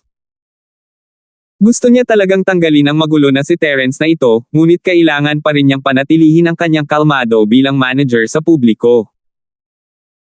Bukod dito, ang pagsusulit na ito ay karaniwang pinangangasiwaan ng mga tao mula sa nursery ng gamot sa espiritu. Kung hindi sumipot ang young master na si Linden, hindi makakausap ni Gavin ang mga taong ito at natural na hindi siya makakapagdulot ng gulo para kay Terence. Gustuhin man niyang manggulo, wala siyang magagawa at sumunod na lang sa procedure. Bagamat wala siyang pagkakataong gumawa ng anuman, kahit papaano ay nakapagbigay ng komento ang corona rito. Paano kung madala si Terence ng tagumpay at nagpas siyang pumili ng 20 o 30 binhi? 3,750. Kahit na hindi niya ito mapatay, maaari niyang samantalahin ang pagkakataon na linlangan siya at mabilis na bumaba ang kanyang mga puntos. Baka maabutin pa siya ni Tony. Iyon ay magiging isang magandang bagay. Ikaw ang numero 1 bagong dating ng aming Green Cloud Pavilion. Ano man ang mangyari, dapat kang mag-sign up ng higit pa at ipagmalaki ang aming Green Cloud Pavilion. Ngumisi si Gavin na may solemn na at matuwid na ekspresyon. Hehe, baka hindi nyo alam ito, pero itong si Terence bro ay isa ng refiner noon sa Common World. Pamilyar na pamilyar siya sa mga gawi at katangian ng mga halamang ito, eksperto talaga siya. Ang pagkuha ng 20-30 sa mga ito ay isang piraso ng cake para sa kanya, at sayang iyon sa kanyang kakayahan. Sa tingin ko ay magiging maayos siya kahit gaano pa siya kalaki. Nakita ito ni Harry at nagsimulang mambola. Sa lahat ng sama ng loob niya kay Terence noon, hindi niya bibitawan ang pagkakataong tulad nito para ipahiya si Terence. Matapos marinig ang kanyang sinabi, ang iba pang mga bagong alagad ay nagkakagulo. Alam nila na malakas si Terence, ngunit hindi nila inaasahan na isa siyang alchemist. Kahit na ang mga alchemist ay may mataas na katayuan sa mundo ng paglilinang, dahil karamihan sa kanilang enerhiya ay namuhunan sa alchemy at ang kanilang lakas ay napabuti sa pamamagitan ng pag-inom ng iba't ibang mga table tasks, sila ay karaniwang mas mahina kaysa sa iba pang mga eksperto ng parehong antas. Siyempre, may mga pagbubukod sa lahat. Ang pil na si Godzang Lijo ay hindi lamang isang top-tier na alchemist, napakalakas din niya, hindi siya mas mahina kaysa sa iba pang malalaking shot ng mga isla ng Sky Class. Ang hindi inaasahan ng mga baguhan ay ang Terence na nakatayo sa harap nila ay isa ring halimaw na tulad nito. Hindi lang siya sapat na malakas para durugan ang mga masters na kapareho ng level, ngunit isa rin siyang bihirang refiner. Kahit na ang kanyang antas ay malayo sa pagiging pare-pareho sa Diyos ng alchemy na si Zhang Lijiu, isa na siyang kahangahangang pag-iral kumpara sa mga bagong dating mula sa 3 pavilion. Biglang, lahat ng mga bagong tao ay tumingin kay Terence na may higit na inggit at selos. Damn! So you're actually a pillmaster. He can't waste this great opportunity. Nakakuha na siya ng 2 full mark sa mga nakaraang laban. It would not make sense kung hindi niya susubukan na makakuha ng mas mataas na score this time, right? I think 30 is too little. Dahil ikaw ay isang newbie, dapat mong kahit papaano makakuha ng buong marka. Kung hindi man, magiging demeaning ka. Nang marinig ito, agad na sumang-ayon si Tony sa gulat. Sa ganang kanya, kung si Terence ay hindi gumawa ng anumang nakamamatay na pagkakamali, hindi niya malalampasan si Terence sa mga sumusunod na pagsubok, siya ay tatapakan lamang niya.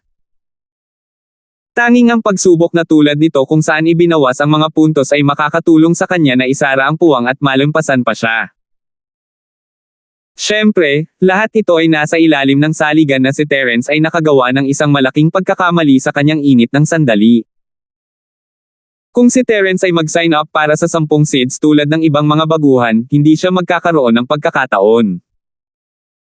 Ang malaking kalamangan na naipon niya mula sa nakaraang 2 round ay sapat na upang ibagsak siya. Sinulyapan sila ni Terence na may kalahating ngiti, ito ay isang klasikong taktika ng labis na papuri. Gayunpaman, ito ay ganoon din. Kung hindi tumulong ang mga taong ito, talagang hindi niya maibuka ang kanyang bibig para magbid ng 40 na table task. Ngunit ngayon, ito ay lohikal. Junior Brother Linford, you should be safe and just name 10 pil. Hindi madaling makuha ang mga bagay na ito, at madaling maapektuhan ang 4th assessment. Magiging napakahirap. Huwag makinig sa pangkukulam ng mga taong ito. Pinaalalahanan siya ng kahabag-habag na nakatatandang kapatid sa mahinang boses. Tumango si Terence bilang pag-unawa, binigyan ng lalaki ng isang nakakapanatag na tingin. Pumunta siya sa harapan at walang pakialam na nagsalita, dahil pinasisigla ako ng lahat, wala akong dahilan para biguan sila. Magbibid ako ng 40 pagkatapos. Sa totoo lang, karapatan ni Harry, gusto kong magbid ng 80. Nang matapos siyang magsalita ay nagkagulo ang buong lugar. Ang mapait na mukha na lalaki at ang iba pa na nasa panig ni Terence ay natulala, at maging sina Gavin, Harry, at ang iba pa na gumagawa ng mga sarkastikong pahayag ay natigilan. Ganyan ba talaga katanga si Terence? Napagtulakan lang siya ng kaunti at pipiliin niya lahat ng 40 na parang tulala. Aasa 80. Talagang karapat dapat ka sa iyong pamagat bilang isang newbie sa acting tough. Lihim din natuwa si Tony. Malaki ang pag-asa niya. Hindi napigilan ng CC manager na takpan ang bibig niya habang nagtataka niyang tinignan si Terence ng taas-baba. Sigurado ka? Nang ipakilala niya ang mga alituntunin kanina, malinaw niyang sinabi na kahit ang mga disipulo sa PhilHall na pinakamagaling sa pagtatanim ng espiritual na gamot ay hindi maaaring magtanim ng 40 binhi ng espiritual na gamot sa loob ng 3 buwan. Ang survival rate ay hindi ginagarantiyahan. Ang Terence na ito ay isang baguhan, at kahit na siya ay isang refiner na mas pamilyar sa mga espiritual na halamang gamot, ginagamit lang niya ang pagkakataon na saktan ang kanyang sarili sa pamamagitan ng paghingi ng 40. Dapat malaman ng isang tao na kahit na ang mga alchemist ay madalas na nakikipag-ugnayan sa mga espiritual na damo, sa huli, ito ay isang ganap na naiibang bagay mula sa pagiging isang espiritual na hardinero ng damo. Upang mailagay ito ng blanco, ang propesyon ng alchemist ay tulad ng isang chef. Bagamat nakakaranas siya ng lahat ng uri ng gulay at sangkap araw-araw at nakakapagluto siya ng masasarap na ulam, isang scam lang ang hilingin sa kanya na magtanim ng gulay dahil dito. Paano magiging pareho ang pagluluto at pagtatanim ng mga gulay? Si Harry ang pinakasikat na bagong disipulo sa tumataas na Sky Pavilion. Siya ay isang refiner sa kanyang sarili, ngunit siya lamang ang lakas ng loob na magbid ng 20 table task. Humihingi siya ng 40 ng sabay-sabay, at malapit na silang dumaan sa ika-4 na pagsusulit. Hindi ba siya naghahanap ng kamatayan? Sigurado ako, tumango si Terence na may katiyakan, walang pakialam sa kakaibang tingin na ibinibigay sa kanya ng lahat. Kahit na ang kapatid na manager ay walang masabi ngayon na bigyan na niya ng pagkakataon si Terence na umatras sa kanyang kabaitan, ngunit hindi magbabago ang isip ng lalaki kahit anong mangyari. Wala siyang nagawa kundi ang tumango at umorder ng mga buto. Sa katunayan, hindi niya lubos na kilala si Terence, at wala itong kinalaman sa kanya kung patay o buhay si Terence. Naawa na lang siya sa mga spirit herb seeds na ito.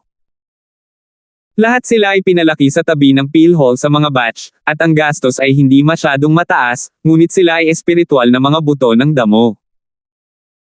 Pagkatapos nilang lumaki, sila ay magiging tunay na espiritual na mga halamang gamot, at kung sila ay ibibigay sa isang baguhan na tulad ni Terence na labis ang pagpapahalaga sa sarili, hindi marami sa kanila ang mabubuhay. Gayunpaman, ang pagtatasa ng bagong dating na bagong pavilion sa pagkakataong ito ay isang mahalagang panukalang inaprubahan ng Elders Guild. Bilang chief steward ng nursery ng spirit medicine, maiipit lang niya ang kanyang ilong at makipagtulungan kahit gaano pa kasakit ang kanyang puso para sa mga buto ng gamot na ito. Habang kinukuha ni Terence ang 40 selyadong buto, nagkatinginan sina Gavin, Harry, at ang iba pa, nanunuya sa kanilang mga mukha. Tila pagkatapos ng mapagpanggap na baguhan na ito ay makakuha ng 2 antas ng Diyos na perpektong mga marka sa pamamagitan ng kapalaran, talagang naisip niya na siya ay walang talo at naglakas loob na tumalon sa anumang hukay. Laging sinasabi ng mga tao na hindi mamamatay ang isang tao kung hindi nila ito hihilingin, ngunit ang tanga na ito na si Terence ang humiling nito. Walang makakapidyaw sa kanya. 3,706 na po. Sa katunayan, pagkatapos ng insidente ng pagpapalitan ng espiritu ni Jade, parehong nagkaroon ng conclusion sina Gavin at Tony si Terence ay malakas, ngunit hindi siya matalino. Maswerte lang siya at may kaunting lakas. Gayunpaman, kung magagamit nila ang kanyang katalinuhan, hindi talaga ganoon kahirap pakitunguhan si Terence. Si Harry, sa kabilang banda, ay nagulat si Terence ay hindi dapat maging ganito katanga sa karaniwang mundo, kaya bakit siya nagmamadali sa Sky Class Island. Posible kaya na ang espiritual na chi ng langit at lupa ay napakarami, at siya ay nawala ng malay. Pretentious newbie, inaasahan namin ang pagganap ng iyong antas ng Diyos ng pagkuha ng 3 buong marka ng sunod-sunod. Huwag mo kaming pabayaan. Siyempre, kapag hindi sinasadyang na-wipe out ka at nawala ng 40 points, maganda rin yan sa story, di ba? Marami ka pang points, so just take it as showing off your style. Hindi napigilan ni Tony ang mapangiti habang nanunukso. Sa ganang kanya, si Terence ay humihingi ng gulo sa pagkakataong ito. Gaano man siya kalaki ng refiner, imposibleng hindi siya mahulog pagkatapos mag-sign up para sa lahat ng 40 buto. Ang pinagkaiba lang ay kung ilang puntos ang matatalo niya. Hindi makatotohanang patayin ang lahat ng 40 buto ni Terence, ngunit posibleng mawala sa kanya ang 20-30 sa kanila kung may mga mata ang langit. Sa ganitong paraan, matatalo si Terence ng hindi bababa sa 20 hanggang 30 puntos, at kung makakakuha lang si Tony ng 10 puntos sa pagkakataong ito, kung gayon ang pagkakaiba ng 33 puntos mula sa nakaraang 2 round ay magiging pantay, at maaari pa niyang baligtarin ang sitwasyon. Ito ay magiging mahusay. Kuya Tony, masyado kang maraming iniisip. Si Terence ay isang alchemist, kung tutuusin, paano siya tuluyang malipol? Nagkunwaring matuwid si Harry, sa kanyang kakayahan, siguradong walang problema sa kanya ang paglilinang ng 3 o 4. Gayunpaman, medyo mahihirapan ang paglilinang ng higit pa. Kung tutuusin, malapit na ang ika-4 na round ng assessment. Bilang unang taong namumukod tangi, mapipressure siya ng husto. May limitasyon ang lakas ng tao kung minsan, kaya kailangan nating isaalang-alang. Tumango si Gavin at nagpatuloy, ang mga salita ni Junior Brother Kang ay napakamakatwiran. Si Terence ay nakakuha ng 2 magkasunod na perpektong marka, at siya ang numero 1 baguhan sa aming pavilion. Ang iba ay dapat matuto mula sa kanya. Ang ika-4 na pagsusulit ay isang pambihirang pagkakataon upang makipag-spar sa isa't isa. Ang ganitong uri ng pagkakataon upang hamanin ang mga eksperto ay napakahirap makuha, kaya hindi natin ito hahayaan. Sumangayon kaagad ang lahat ng mga bagong alagad sa ilalim niya. Bagamat wala na si Terence sa kanilang antas, lahat ay naiinggit sa kanya. Lahat sila ay mga bagong disipulo ng pavilion, kaya bakit nakuha ni Terence ang lahat ng atensyon na gusto niya samantalang hindi nila magawa? Ngayong nagkaroon na sila ng pagkakataong pahirapan si Terence, hindi na sila magiging mas mahusay.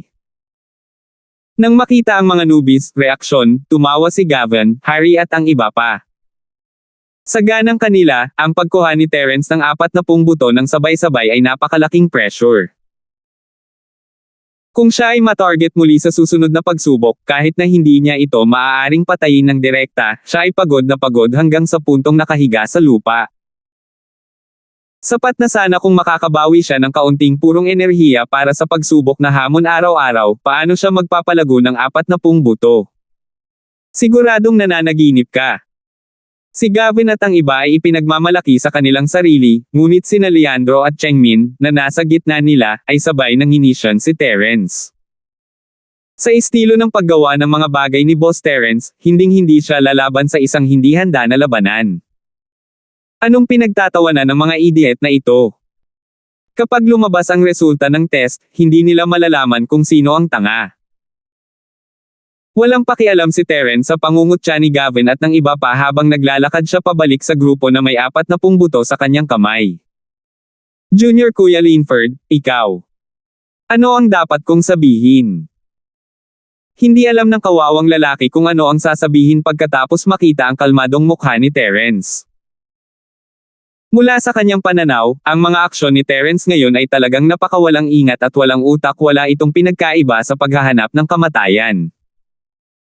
Ngunit huwag kalimutan ang pagganap ni Terence sa nakaraang 2 segment, ito ay lampas sa kanilang inaasahan sa bawat oras. Lalo na sa panahon ng pagsubok sa paglaban, noong pinili ni Terence na lumaban sa tuktok ng maagang yugto ng Foundation sa kabila ng kanyang dissuasion. Naisip pa niya na si Terence ay mamamatay sa lugar. Sa nangyari, si Terence ay hindi kailanman gumawa ng anumang bagay na hindi siya kumpiyansa. Maging ang kanyang kawawang senior ay hindi sigurado kung kaya niyang gawin ang isang buong lakas na pag-atake mula sa isang peak early Foundation stage, ngunit kinuha ito ni Terence nang walang sabi-sabi at nakatakas ng hindi nasaktan, kahit na nakakuha ng buong marka para sa antas ng Diyos. At kaya, habang mahirap para sa kanya na paniwalaan na pinili ni Terence ang lahat ng 40, hindi siya gaanong sinabi tungkol dito. Kung tutuusin, kahit wala siyang kakayahan, hindi ibig sabihin na wala si Terence. Paano kung talagang mapalago ni Terence ang lahat ng mga butong ito? Ngunit kahit na si Terence ay may sapat na kumpiyansa na magpatubol ng ganoong karaming mga buto, ang ika-4 na pagsusulit ay magsisimula na, at malinaw na siya ay target ni Gavin at ng iba pa. Ang kawawang tao ay nag-aalala tungkol sa kaligtasan ni Terence. Hehe, kuya ko, wala kang dapat alalahanin sa akin. Alam ko ang ginagawa ko. Ngumiti si Terence na parang walang nangyari. Tumingin siya kay Randolph at Hernan, na nag-aalangan ding magsabi, at hininaan ang kanyang boses, pagbalik natin, pareho kayong dapat magbigay sa akin ng mga buto ng damong espiritu. Tutulungan kitang palaguin ang mga ito. Ha! Sabay na natigilan silang tatlo, kasama na ang kaawa-awang senior na kapatid. Hindi lang pumili ang lalaking ito ng 40 spiritual herb seeds para sa kanyang sarili, ngunit gusto rin niyang hingin ang kay Randolph at ang kanyang junior brother. Hindi ba gagawa iyon ng kabuoang 60 espiritual na mga buto ng damo? Boss Terence, sigurado ka bang magiging okay ka? Maging si Randolph, na noon pa man ay kalmado at nakalaan, ay hindi napigil ang mapabulong sa pagkagulat. Hindi siya natatakot na malik ang bagay at makakusahan ng panluloko ni Yunfeng at ng iba pa. Sa katunayan, kung alam ni Gavin at ng iba pa ang tungkol dito, hindi nila siya pipigilan, sa halip ay sasamantalahin ang sitwasyon at susubukang pagodin si Terence hanggang sa mamatay. Si Randolph ay nag-aalala para kay Terence. Pagkatapos ng lahat, sa mata ng sinumang ordinaryong tao, ang 40 na buto ng espiritual na gamot ay nangangahulugan na maraming totoong chi ang mauubos sa ilang sandali. Kahit na walang ibang makagambala, ito lamang ay medyo mahirap. Bukod dito, ang ika-4 na round ng bagong dating na pagtatasa ay malapit ng isagawa ng sabay-sabay. Kung mayroong anumang bahagyang pag-ikot at pagliko sa proseso, malamang na ang tunay na supply ng enerhiya ay mapuputol sa loob ng ilang araw. Pagkatapos, ayon sa CC Manager ng Spirit Medicine Nursery, ang mga buto ng Spirit Herb na hinog na ng totoong enerhiya ay malalanta at mamamatay ng napakabilis. Hindi lamang mawawala ng saysay ang lahat ng kanilang mga nakaraang pagsisikap, ngunit mayroon ding posibilidad na maibawas ang kanilang mga puntos. Salamat po at sinamahan ninyo ako. Ingat lagi mga master.